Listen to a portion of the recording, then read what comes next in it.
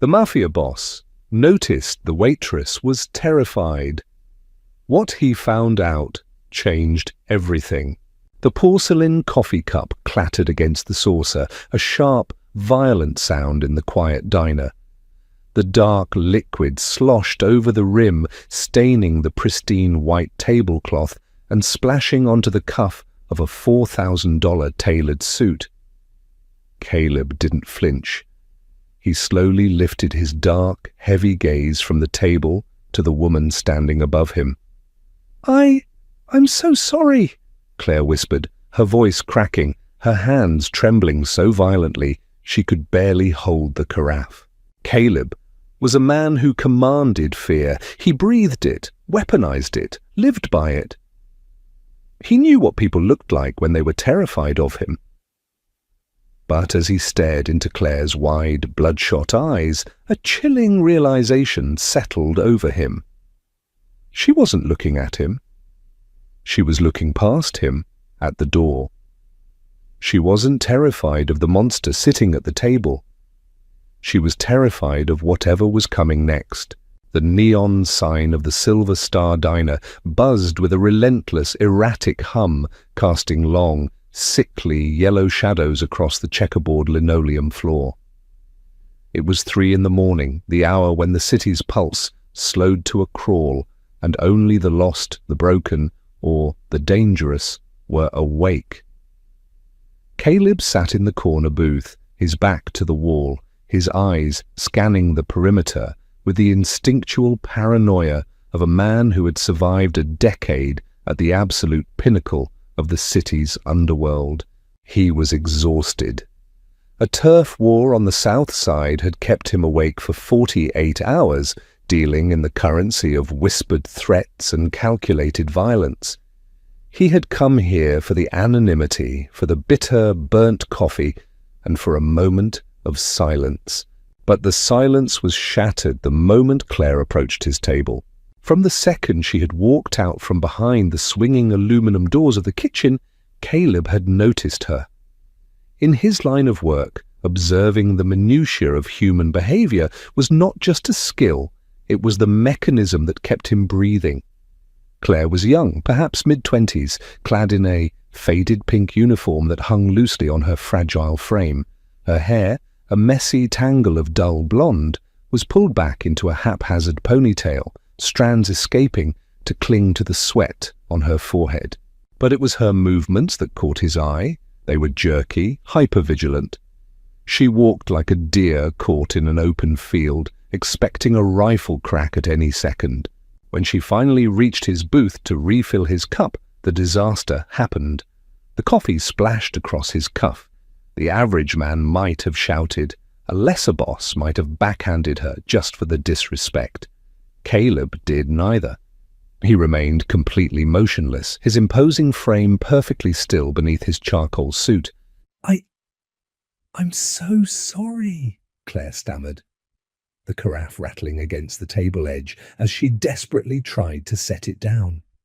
She scrambled for a handful of cheap paper napkins from the dispenser, her breath coming in short, ragged gasps.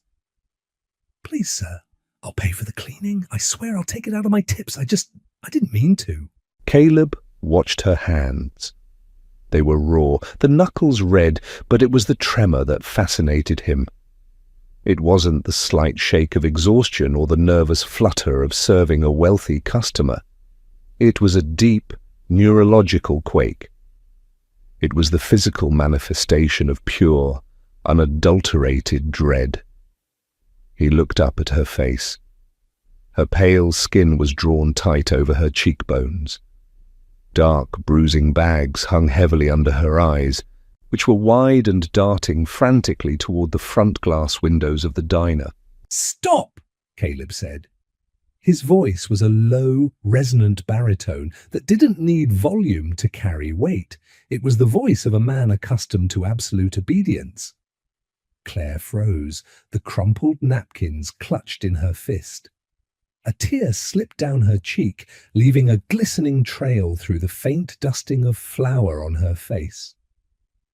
She squeezed her eyes shut, as if bracing for a physical blow. "Look at me," he commanded softly. Slowly, Claire opened her eyes and met his gaze. Caleb's eyes were a piercing, cold slate grey, eyes that had watched empires crumble and men beg for their lives, but right now they were merely analytical. "It's just a shirt," Caleb said, his tone devoid of anger. He reached out and gently took the wet napkins from her trembling grip. "You're going to tear it." "I'm sorry," she whispered again, stepping back, wrapping her arms around her thin torso as if trying to hold herself together. "You've said that," Caleb replied, leaning back against the red vinyl upholstery. "What you haven't said is why you're looking at the front door every 5 seconds, like the devil himself is about to walk through it." Claire swallowed hard, her throat working visibly. "It's nothing. I'm just tired. I've worked a double shift." It was a lie, and they both knew it. Caleb had interrogated hardened criminals, politicians, and assassins. He could spot a lie in the twitch of an eyelid. He let the silence stretch, allowing the heavy atmosphere of the diner to press in on them. The rain began to lash against the plate glass windows, blurring the streetlights into streaks of neon color. "Go back to the counter," Caleb finally said, his gaze shifting away from her to stare out into the storm. "Bring me another cup, and stop looking at the door. If something is coming for you, staring at the glass won't stop it from shattering." Claire gave a quick, jerky nod and practically fled back to the safety of the counter. Caleb remained in his booth, the cold dampness of the spilled coffee seeping through his sleeve. He should have left. He had an empire to run, lieutenants to manage, enemies to crush. He didn't have time for the mundane tragedies of a late-night waitress. Yet a strange, unfamiliar anchor held him to the red vinyl seat. He was a predator, the apex of the city's concrete jungle. And right now, every instinct he possessed was telling him that another predator was circling in the dark outside, and the prey was currently wiping down the pie display with shaking hands. Caleb decided to wait. He wanted to see what kind of monster made a woman tremble like that. The diner settled back into its uneasy, fluorescent-lit purgatory. For the next 30 minutes, Caleb simply existed in the corner booth, a silent, brooding monolith. He drank the fresh, scalding coffee Claire had brought him, this time without spilling a drop, though she had practically shoved the mug onto the table before retreating. He watched her work. She was methodical but frantic, scrubbing the same spot on the laminate counter over and over until her knuckles were stark white. Every time the headlights of a passing car swept across the front window, her entire body flinched, her shoulders jumping toward her ears. Caleb's mind, usually a fortress of strategic planning and ruthless calculations, was entirely occupied by the fragile woman 20 feet away. In his world, fear was a tool, a currency used to buy loyalty or ensure silence. But the fear radiating from Claire was different. It was the desperate, suffocating fear of the powerless. It reminded him of a time long before the tailored suits and the armored cars, a time when he was just a kid in a crumbling tenement, listening to the heavy boots of debt collectors on the stairs. He hated that memory. And by extension, he was beginning to hate whoever was causing Claire to look so much like his younger self. At exactly 3:45 a.m., the bell above the glass door chimed. The sound was bright and cheerful, a grotesque contrast to the sudden, icy drop in the room's temperature. Caleb didn't turn his head, but his eyes tracked sideways, catching the reflection in the chrome trim of the jukebox. A man walked in. He was tall, thick around the middle, wearing a cheap leather jacket that smelled faintly of stale smoke and damp pavement even from a distance. He moved with a lazy, entitled swagger, the walk of a man who enjoyed inflicting pain and rarely faced consequences for it.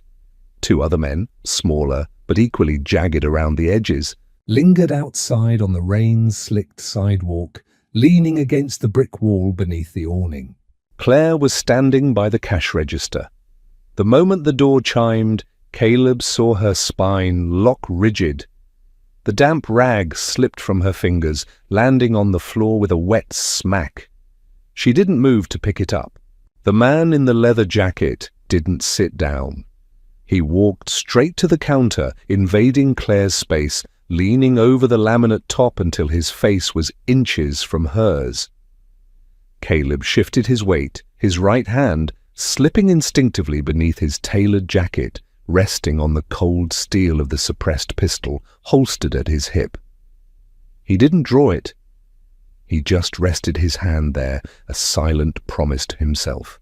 "Evening, Claire," the man said. His voice was a greasy, grating sneer that carried across the quiet diner. "I told you," Claire said, her voice a reedy whisper, barely audible over the hum of the refrigerators. "I don't get paid until Friday. You said I had until Friday." "Things change, sweetheart," the man replied, reaching out. Caleb saw Claire try to pull back, but the man's hand shot forward, his thick fingers wrapping painfully around her fragile wrist. He yanked her forward, causing her to stumble against the counter. "The boss is feeling impatient. He wants the interest tonight. $2,000, or else the arrangement changes." "I don't have it!" Claire gasped, tears welling up, her free hand frantically trying to pry his fingers off her wrist. "Please, Marcus, you know I don't have that kind of cash. I gave you everything I had last week. Just give me 3 more days, please." Marcus tightened his grip. Caleb could see the white pressure of his fingers against Claire's pale skin. 3 days is a long time, Claire. Anything could happen in 3 days. Be a real shame if something happened to that little sister of yours on her way home from middle school. City's a dangerous place, you know. A soft, choked sob escaped Claire's lips. The sound cut through the diner like a physical blade. Caleb felt a cold, familiar darkness rising in his chest. It was the absolute, icy calm that always preceded extreme violence.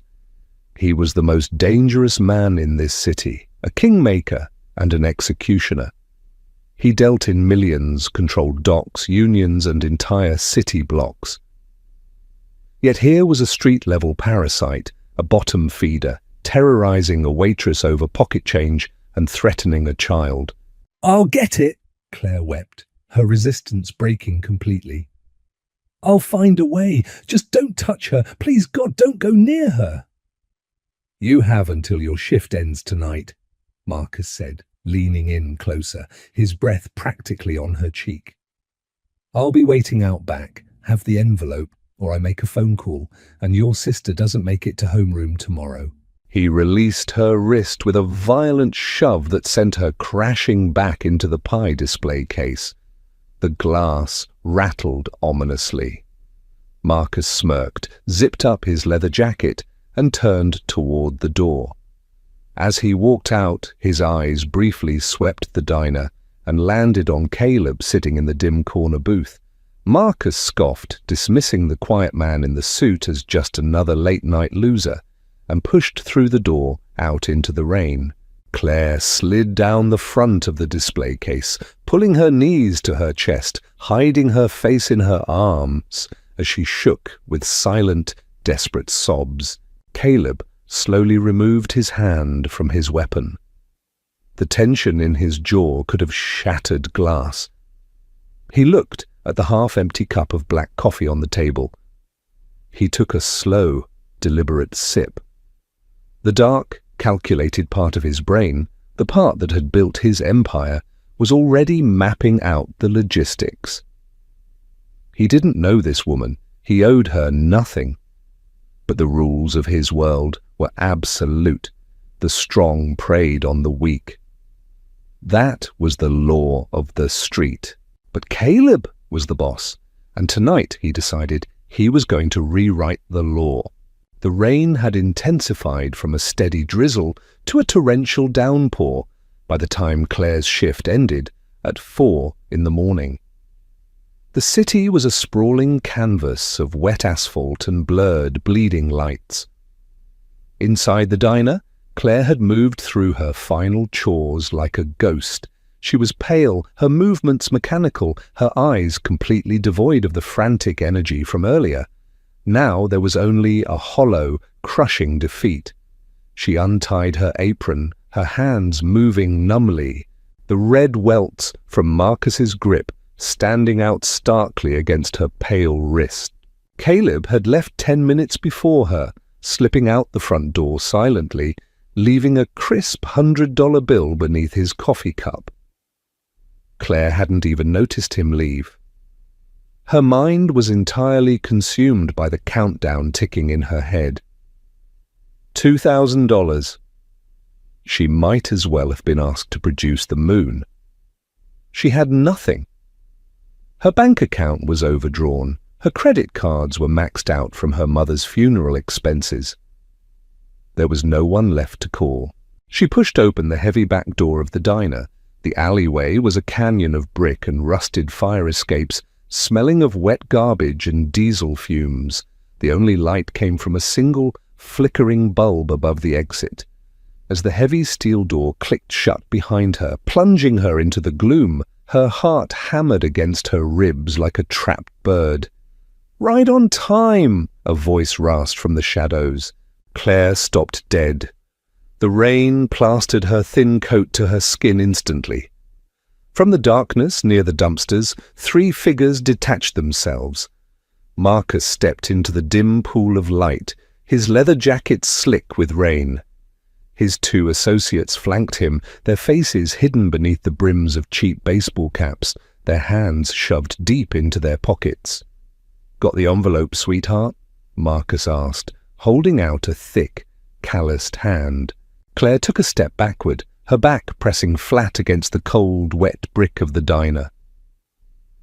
I couldn't get it," she whispered, the rain masking the tears streaming down her face. "I tried. I swear I tried. Nobody is awake. Nobody has that kind of cash. Please, Marcus, tomorrow morning I'll pawn my car. I'll do anything."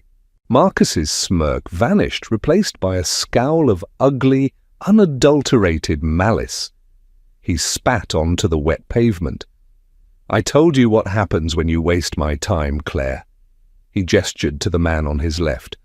"Call the boys. Tell them to pay the little sister a visit." "No!" Claire screamed, lunging forward, pure adrenaline overriding her terror. She grabbed Marcus's jacket. "No, please, take me. Do whatever you want to me. Just leave her alone." Marcus backhanded her. The blow was casual but brutal, sending Claire sprawling to the wet asphalt.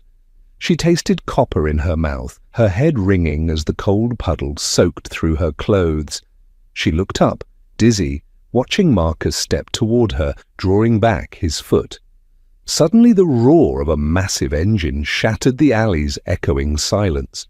Twin beams of blinding halogen light swept into the narrow brick corridor, illuminating the driving rain like thousands of falling needles. A sleek, midnight black town car, heavy and armored, glided into the alley with terrifying speed, stopping just inches from Marcus. The tires hissed aggressively against the wet pavement. Marcus stumbled back, throwing his hands up to shield his eyes from the blinding high beams. "Hey, watch where you're driving, you rich—" The heavy thud of the car doors opening cut him off. It wasn't just the driver. From the shadows at the mouth of the alley, 2 massive figures stepped forward, moving with silent military precision, cutting off the only exit. But it was the man who stepped out of the back of the town car who sucked the oxygen entirely out of the damp air. Caleb stepped into the rain. He wore a long, dark overcoat over his tailored suit, holding a black umbrella that shielded him from the downpour. He moved with a slow, terrifying grace, stepping around the front of the car until he stood between the thugs and Claire, who was still huddled on the ground, staring up in absolute shock. Caleb didn't yell. He didn't posture. He simply stood there, an immovable mountain of dark authority. The ambient light from the car illuminated the sharp angles of his face, and the cold, dead calm in his grey eyes. "You're making a lot of noise in my city," Caleb said softly. His voice barely rose above the sound of the rain, yet it carried with devastating clarity. Marcus blinked against the glare, trying to regain his false bravado. He puffed out his chest. "Yeah? And who the hell are you, pal? This ain't your business. Take your fancy car and walk, before me and me boys here." Marcus's voice died in his throat. His eyes had finally adjusted enough to see past the glare. He looked at Caleb's face, then down to Caleb's right hand, resting casually on the silver handle of his umbrella. And then he saw the ring, a heavy, custom-forged platinum ring depicting a snarling wolf, the undeniable crest of the most ruthless syndicate on the eastern seaboard. All the colour drained from Marcus's face. His jaw went slack. The two men behind him took a synchronized step backward, their aggressive posture instantly crumbling into absolute panic. "I am the business," Caleb said, his voice dropping an octave, carrying the weight of a death sentence. "And I don't like the noise." Marcus swallowed audibly, his hands rising defensively, palms out. The arrogant predator from the diner was gone, replaced by a terrified, cornered rat. Mr. Thorne, we didn't know. We were just collecting a debt. That's all. Small-time stuff." Caleb didn't look at him. Without turning his head, he spoke to the men blocking the alley entrance. "Take their weapons, break their legs, leave them in the dumpsters. If I see them in my city again, don't leave them breathing." The order was delivered with the casual indifference of a man ordering lunch. Marcus screamed, scrambling backward, but Caleb's men were already moving. They descended on the thugs with brutal, silent efficiency. There were muffled shouts, the sickening sound of snapping bone, and then the heavy thuds of bodies hitting the garbage bins. Caleb ignored it all. He turned his back on the violence, crouched down on the wet asphalt, ruining the knees of his bespoke trousers, and extended a large, calloused hand to the trembling, soaking wet waitress. "Come with me," Caleb said gently, his eyes holding hers. Claire didn't know how to process what was happening. Her brain, overloaded by fear, adrenaline, and the sudden, explosive violence, simply shut down.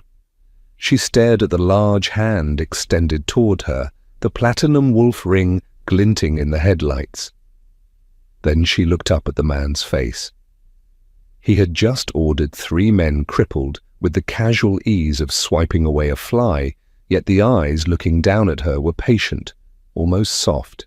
Operating on pure instinct, she placed her cold, trembling hand in his. His grip was firm, warm, and overwhelmingly secure. Caleb pulled her to her feet effortlessly, his other hand holding the umbrella over her, shielding her from the driving rain, while he let his own coat get soaked. He led her to the open door of the town car. The interior smelled of expensive leather and faint cedar. "Get in," he instructed quietly. Claire slid into the back seat, her wet clothes instantly staining the pristine cream upholstery. Caleb climbed in beside her, snapping the umbrella shut. The heavy door closed with a solid, airtight thud, instantly plunging them into near-absolute silence, cutting off the roar of the storm and the moans from the alley. "Drive! The safe house!" Caleb commanded the driver. The partition was up, the driver nodded silently in the rearview mirror, and the massive car glided smoothly onto the slick streets. Claire sat rigid against the door, hugging her knees to her chest, shivering violently from the cold and the shock. She turned her head slowly, staring at Caleb. In the dim, ambient light of the street lamps passing by, he looked carved from granite. "Who are you?" she whispered, her voice barely working. "What? What did you just do?" Caleb reached into a compartment between the seats, pulling out a thick, heated blanket. He draped it over her shoulders without asking, his movements deliberate and unhurried. "My name is Caleb. As for what I did, I took out the trash. Drink this." He poured a cup of hot water from a silver thermos and handed it to her. Claire took it, her hands shaking so badly the water rippled. "You're him," she breathed, the realization suddenly dawning on her. She had lived in this city all her life. She knew the ghost stories, the whispered names of the men who truly ran the streets, the politicians, the police. "You're Caleb Thorne." "I am," Caleb replied evenly. He didn't offer apologies or justifications. He watched her closely, waiting for the terror to set back in. He expected her to shrink away, to scream to be let out. Instead, Claire let out a long, shuddering breath, her head dropping back against the leather headrest. A strange, hysterical laugh bubbled up from her throat. Of course my debt collector gets beaten up by the head of the mafia. Why wouldn't that happen today? It's Tuesday." Caleb's lips twitched, the ghost of a smile playing at the corners of his mouth. "Shock makes people say strange things, Claire. Drink the water." She took a sip, the heat scalding her throat but grounding her in reality. "How do you know my name?" "I read your name tag at the diner." Caleb shifted, turning his body fully toward her. The air in the car was heavy with his presence. "Now I need you to tell me exactly what kind of mess you are in, from the beginning. Do not omit anything. Do not lie to me." The command was absolute. Claire looked into those steely grey eyes and knew that lying to this man was a death sentence far worse than anything Marcus could inflict. And suddenly, the dam broke. The secret she had been carrying, the crushing weight that had been slowly destroying her, poured out. "It's my father," Claire began, her voice trembling. He was an addict, gambling. He passed away 6 months ago from a heart attack. I thought that was the end of it. But he didn't owe a bank. He owed the Tarasov syndicate $80,000. Caleb's eyes narrowed slightly at the name.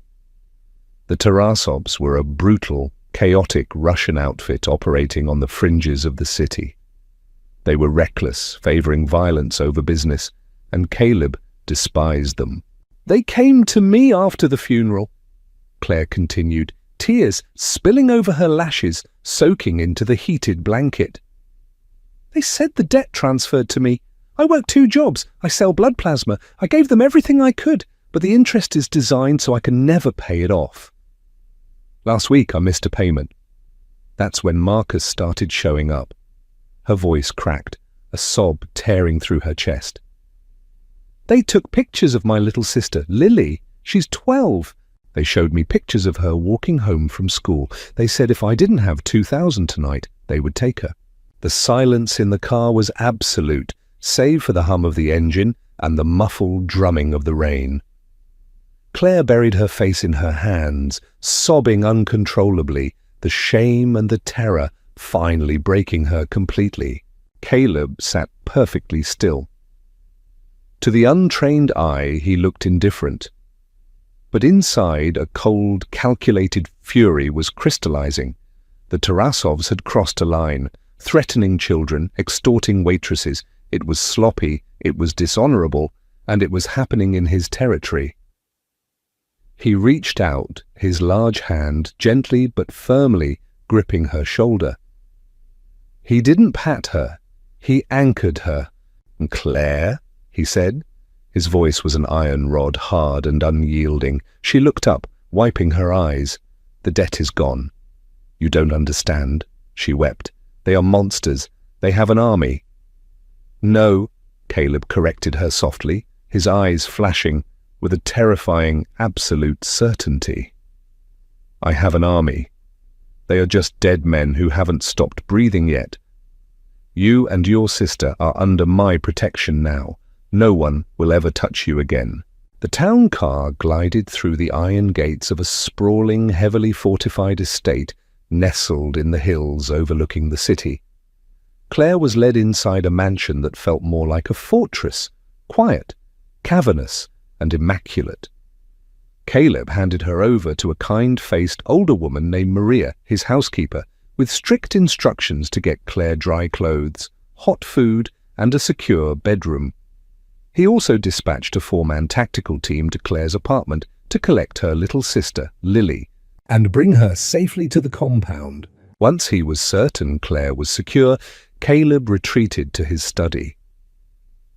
The room was dark, panelled in rich mahogany, smelling of fine scotch and old paper. He didn't turn on the main lights, preferring the illumination of his massive, multi-screen command desk. Caleb loosened his tie, threw his ruined suit jacket over a chair, and poured himself 2 fingers of amber liquid. He didn't drink it. He just stared at the glass, letting the anger settle into a cold, lethal focus. He picked up his secure phone. Silas, Caleb said when the line connected. Silas was his second in command, a man composed entirely of sharp edges and absolute loyalty. "Wake up the captains. We are going to war." There was a brief pause on the line. "Who is the target, boss?" "The Tarasov Syndicate," Caleb replied smoothly. "They've been bleeding into the south wards. I've tolerated their messiness long enough. Tonight, they threatened a child to extort a waitress to cover a dead man's gambling debt. It's bad for business. It's bad for the city." "Understood," Silas said, his voice instantly dropping into operational mode. "What's the play, surgical or loud?" "Surgical," Caleb instructed. "I want their ledgers. I want their armories. And I want the men who run the debt collection operations rounded up. But do not touch Viktor Tarasov. He belongs to me." For the next 4 hours, Caleb orchestrated a masterpiece of synchronized destruction. Sitting in his quiet, luxurious office, he moved his pieces across the city's chessboard. He didn't yell, he didn't threaten, he simply issued calm, precise directives. By 8 a.m., while the city was just waking up and brewing its morning coffee, the Tarasov Syndicate was systematically dismantled. Warehouses burned, illegal casinos were raided by Caleb's paid police contacts, and dozens of Tarasov enforcers found themselves bound and gagged in the back of moving vans. It was a staggering display of power. Caleb wasn't just a criminal, he was an institution. And he was bringing the full, crushing weight of that institution down to protect a woman he had known for less than 6 hours. Why? He asked himself that question as dawn broke, casting long grey shadows across his study. He could have just paid the $80,000 out of pocket. It was pocket change to him. He could have handed Claire a briefcase and sent her away. But as he remembered the violent trembling of her hands, the sheer terror in her eyes, paying them off felt like a surrender. It validated the monsters. Caleb had built his empire on violence, yes, but there was a twisted morality to it. A code: you don't touch children, you don't crush the innocent. The Tarasovs were a cancer, and Claire was the symptom that finally forced him to excise it. A soft knock on the heavy oak door broke his reverie. Maria stepped in. "Mr. Thorne, the young woman is awake. Her sister has arrived as well. They are in the kitchen." Caleb nodded, downing the scotch in one smooth motion. "Thank you, Maria." He walked out of his study, adjusting his cuffs. As he approached the massive industrial kitchen, he heard something that stopped him in his tracks. Laughter. It was a weak, hesitant sound, but it was unmistakably Claire's. He stepped into the doorway. Claire was sitting at the marble island, wearing a soft, oversized grey sweater that belonged to him. Her hair was clean, falling in damp waves around her shoulders. Beside her sat Lily, a bright-eyed 12-year-old tearing into a stack of pancakes. Claire looked up and saw him. The smile faltered slightly, replaced by a look of deep, profound awe and lingering fear. "They brought her," Claire said softly, sliding off the stool. She walked toward him, stopping a few feet away. "Your men? They went to the neighbor's house where she was sleeping. They were polite. They brought her to me. I don't know how to thank you."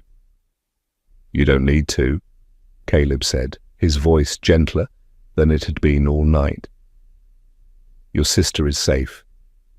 The men who bothered you last night are no longer a concern." Claire searched his face, her eyes desperate for truth. "And the debt?" "Viktor Tarasov, he won't stop. If you don't pay him, he'll come for us. He'll come for you." Caleb stepped closer, close enough to smell the vanilla soap she had used in the shower. He looked down at her, his expression unreadable. "Viktor Tarasov is going to wipe the debt clean himself, tonight." Claire's eyes widened. "How?" "Because," Caleb said, the cold mob boss edge returning to his voice, "we are going to pay him a visit, and you are going to tell him that your account is closed." The idea of willingly walking into the Tarasov stronghold terrified Claire so deeply she felt physically ill.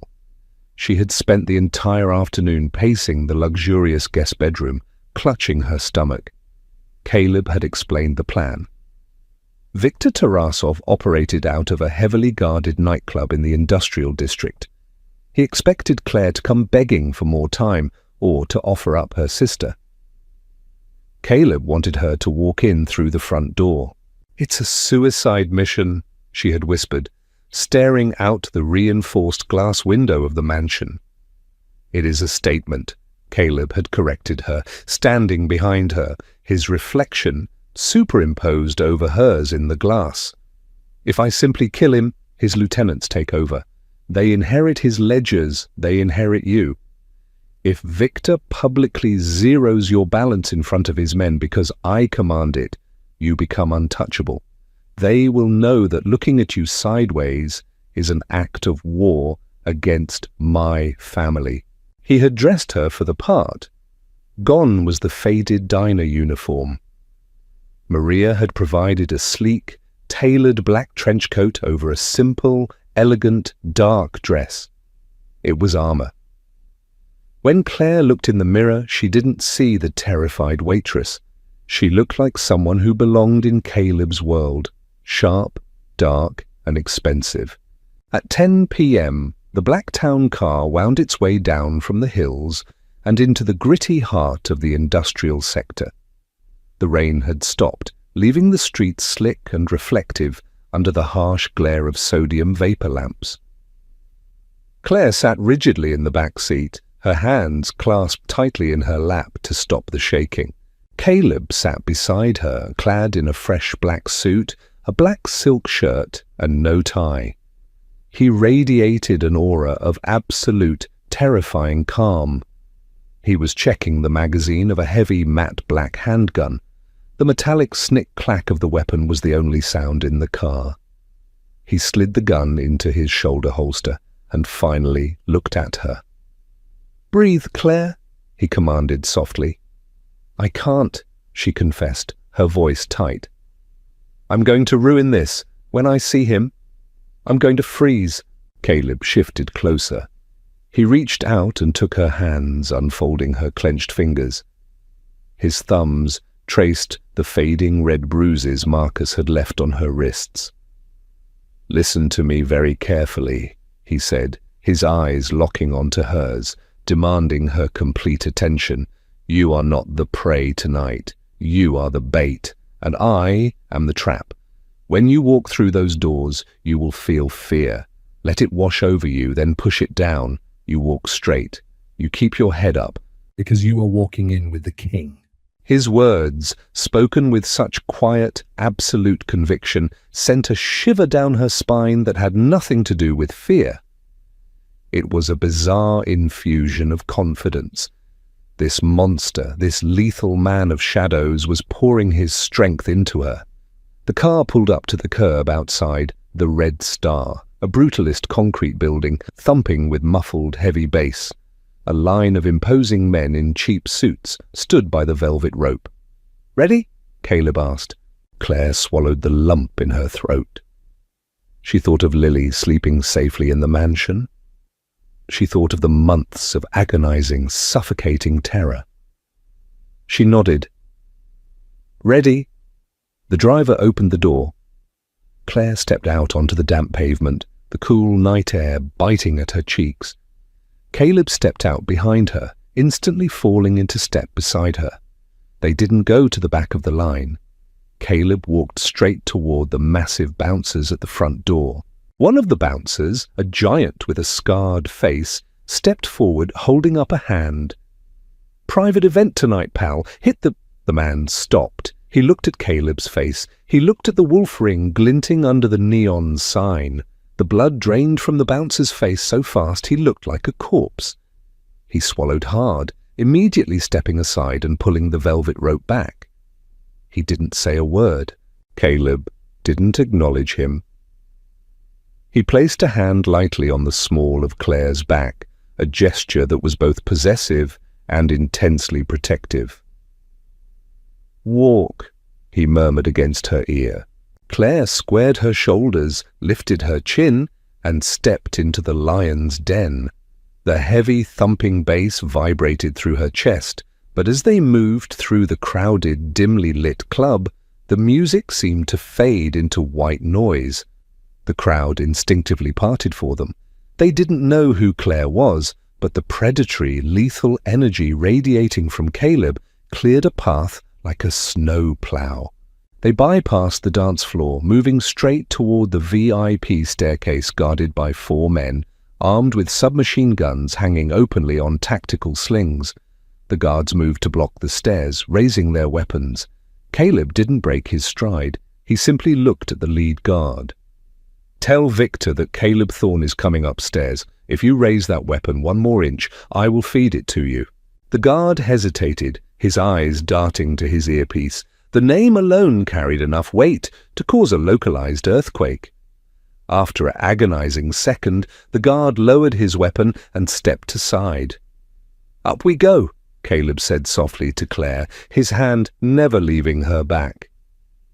They climbed the stairs into the darkness.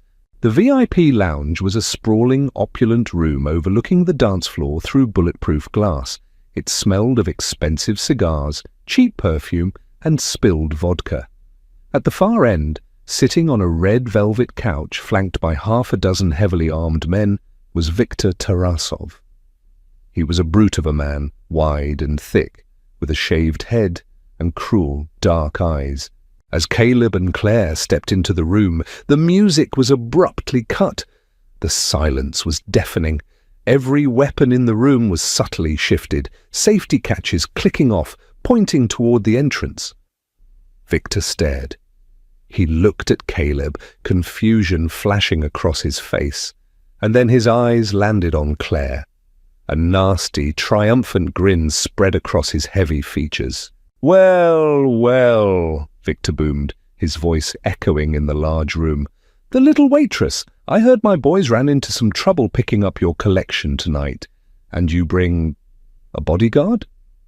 Victor sneered at Caleb, clearly not recognizing him in the dim lighting, or perhaps too drunk on his own power to care. "You brought a suit to fight my men. You are stupider than your father, Claire."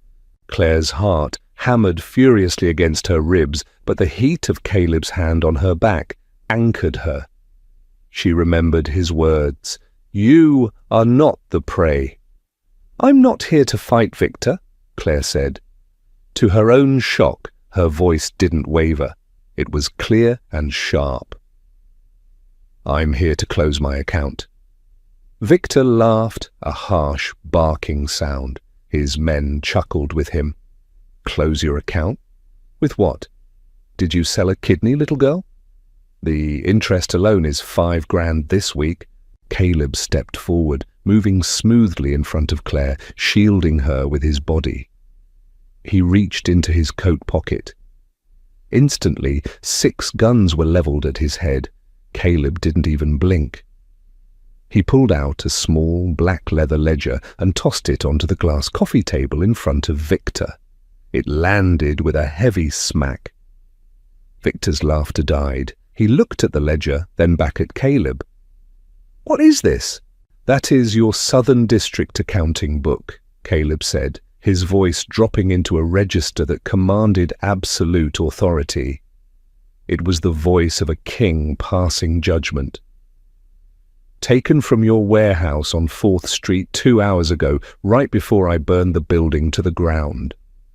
Victor's eyes widened in horror. He snatched the ledger off the table, flipping through the pages. His face turned an ugly shade of purple. "Who the hell are you?" he roared, drawing a heavy revolver from his waistband. "My name is Caleb Thorne." The name hung in the air like a live grenade. The goons holding the rifles physically flinched. Caleb Thorne was a myth, a ghost who controlled the city's arteries. Victor's bravado shattered instantly, replaced by a desperate, panicked rage. "Thorne!" Victor spat, his hand shaking slightly as he kept the gun pointed at Caleb's chest.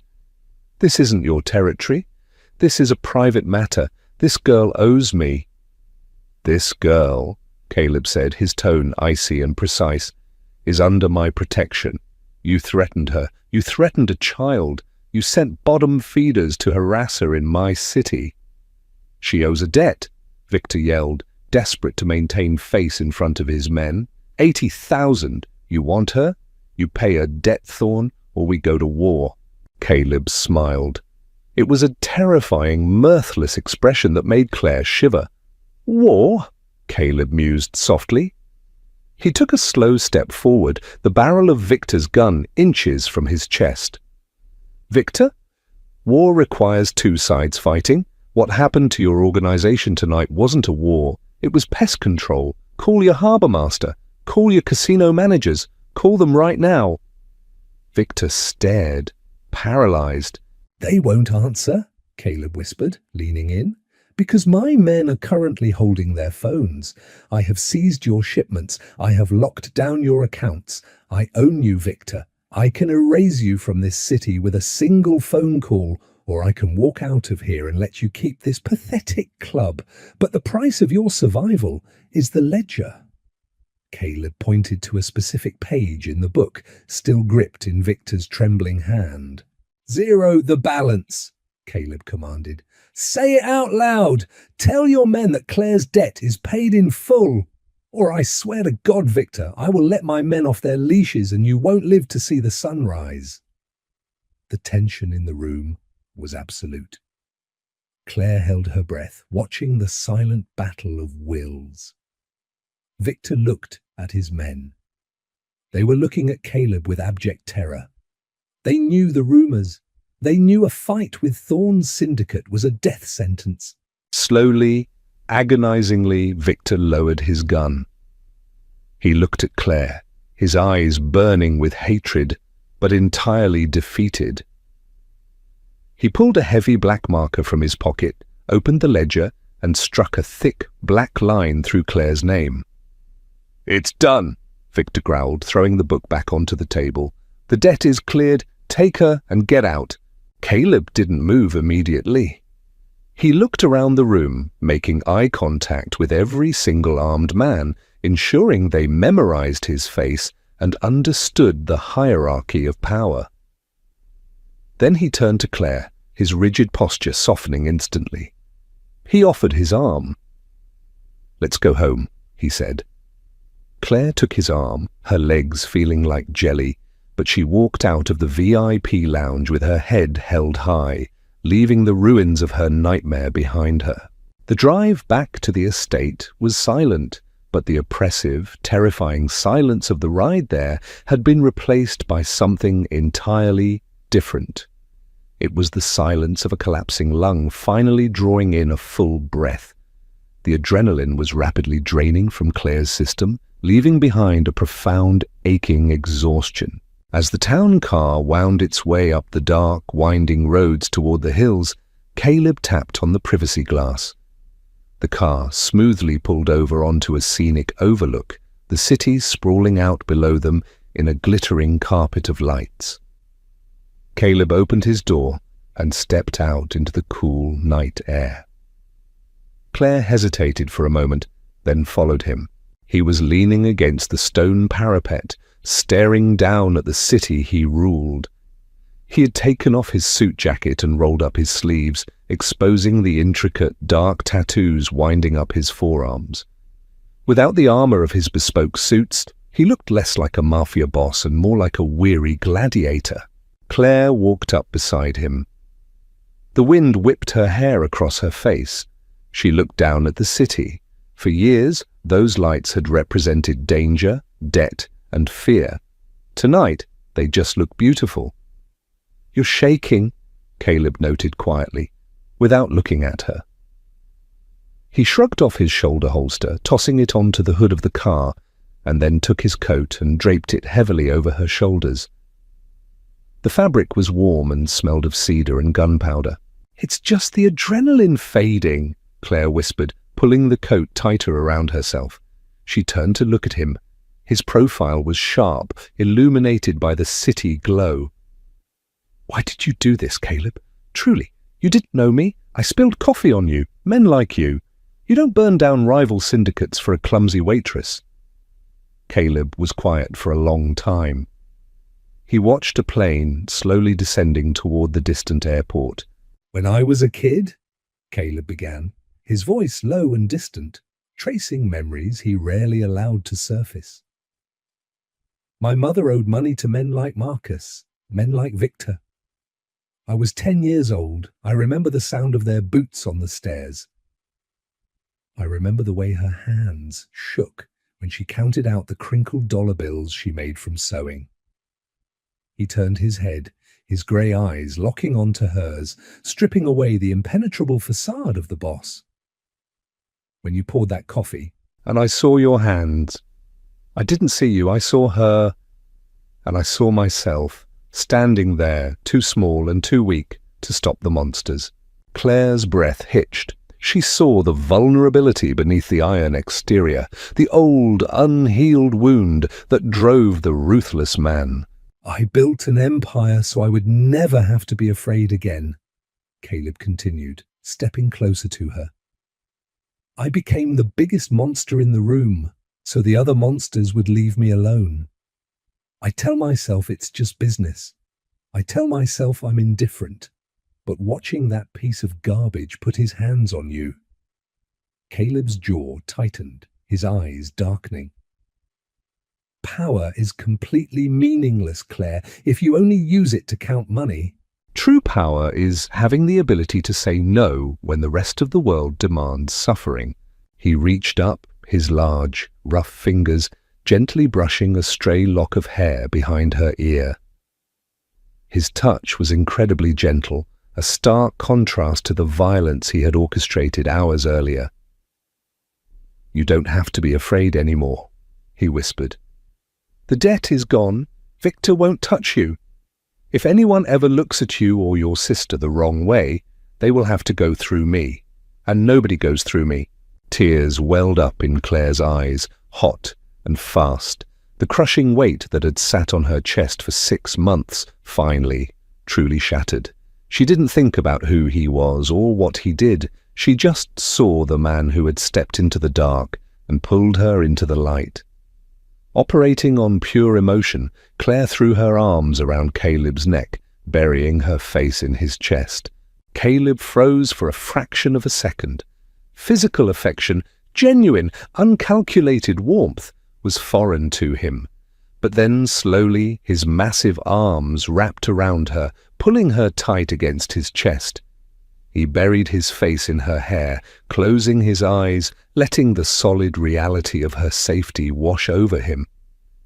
In a life built on violence and shadows, this moment, standing on the edge of the city, holding a trembling waitress in his arms, felt like the most real thing he had ever done.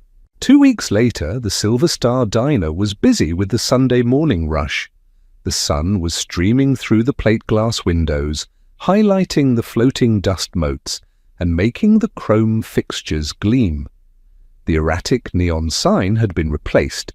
The peeling linoleum had been repaired. The diner felt lighter, brighter, entirely detached from the grim nightmare it had been just a fortnight ago. Claire was wiping down the counter. She wore a crisp, new uniform. Her hair was pulled back neatly, her skin glowing with a healthy colour that hadn't been there for years. The dark bags under her eyes were gone. She moved with a fluid, relaxed energy, chatting with the regulars, pouring coffee with steady, confident hands. The bell above the door chimed. Claire looked up, and a genuine, radiant smile broke across her face. Caleb walked in. He wasn't wearing a suit today. He wore dark jeans and a fitted black Henley shirt, looking entirely out of place among the truckers and local families, yet effortlessly commanding the space. He didn't look like a mob boss. He looked like a man seeking refuge. He walked to the corner booth, his booth. He sat down, sliding into the red vinyl, and waited. Claire didn't rush. She finished wiping down the counter, poured a fresh cup of dark roast coffee, and walked over to him. She didn't tremble. She didn't spill a drop. She set the mug down gently in front of him. "Morning," she said, leaning slightly against the table. "Morning," Caleb replied, his grey eyes looking up at her, softening instantly. He took a sip of the coffee. "Better than last time?" Claire laughed, a bright, clear sound that made Caleb's chest tight. "I practiced. How are things at the office?" "Quiet," Caleb said, leaning back. And it was true. The city had been incredibly peaceful since the Tarasov syndicate had been violently dismantled and absorbed. "Very quiet. How is Lily?" "She loves the new school," Claire said, her eyes shining with gratitude. Caleb had quietly pulled strings to get Lily into a prestigious private academy, paid in full anonymously. "And the apartment you found for us?" "Caleb, it's too much. I don't know how to repay you."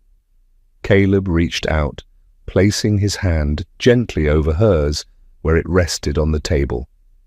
His thumb brushed her knuckles. "You already have.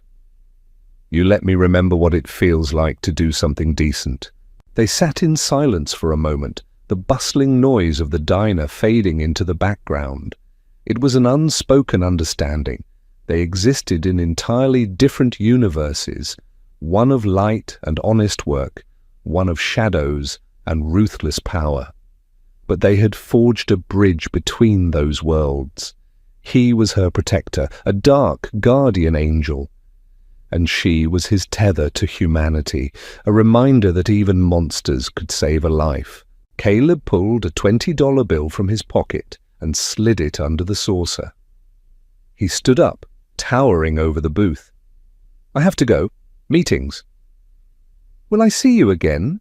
Claire asked, her voice quiet, entirely devoid of fear. Caleb looked down at her, the ghost of a smile playing on his lips. "I like the coffee here, Claire. I'll be around." He turned and walked toward the door. Claire watched him go, the heavy door chiming, as he stepped out into the bright morning sunlight. She picked up the $20 bill. Beneath it, written on a clean white napkin, in sharp, elegant handwriting, was a private phone number and 2 words, "Always here." Claire folded the napkin carefully, sliding it into her apron pocket. The world was still a dark, dangerous place. But as she picked up her tray and walked back to the counter, she knew she would never have to face the dark alone again. True strength isn't measured by the power to destroy, but by the courage to protect those who cannot protect themselves. Sometimes the most terrifying figures in our lives are the ones who understand fear the most and use their darkness to keep our light from being extinguished. Caleb and Claire found humanity in the unlikeliest of places, a testament that redemption and safety can begin with a single, spilled cup of coffee. If this story moved you, please hit that like button, share it with someone who loves a gripping, emotional redemption story, and subscribe to the channel for more intense cinematic tales. Let me know in the comments what you thought of Caleb's protective instincts.